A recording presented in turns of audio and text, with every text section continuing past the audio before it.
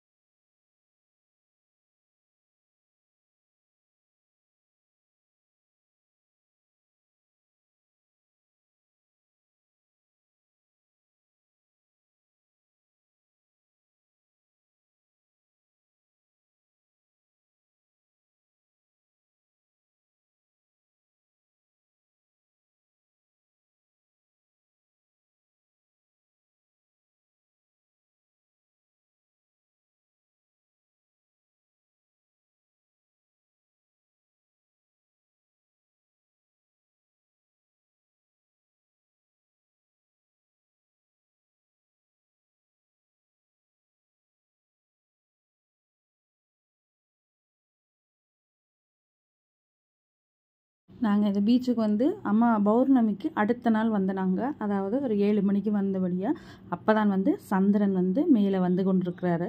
அதனால தான் உங்களுக்கு அந்த இடம் வந்து இருட்டாயும் ஒரு இடம் வந்து இதாகவும் தெரியும். பாருங்கள்.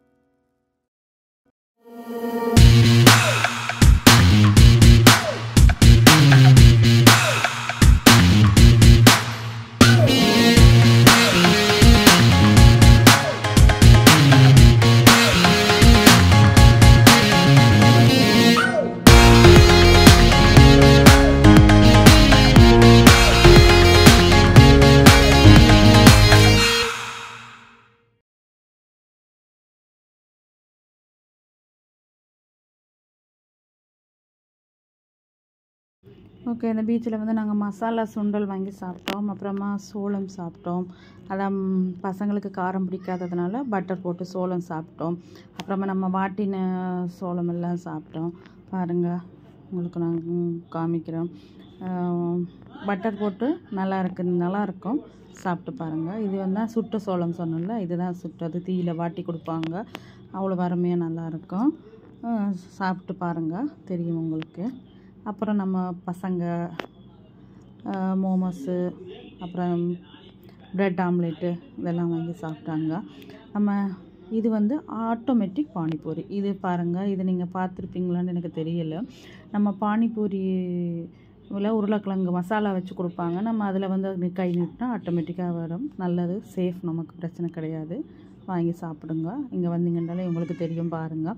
ஓகே மக்களே, பீச்சு பார்த்துட்டு கிளம்பும்போது மணி 8 மணி. பாருங்கள் இப்போ எப்படி இருக்குன்னு சொல்லி பாருங்கள். சந்திரன் எவ்வளோ அழகாக இருக்குது. அதுவும் பௌர்ணமி நடந்து அடுத்தடுத்த நாளில் நம்ம போகும்போது நமக்கு ஒரு புது அனுபவமாக இருந்துச்சு. பாருங்கள். நன்றி, வணக்கம்.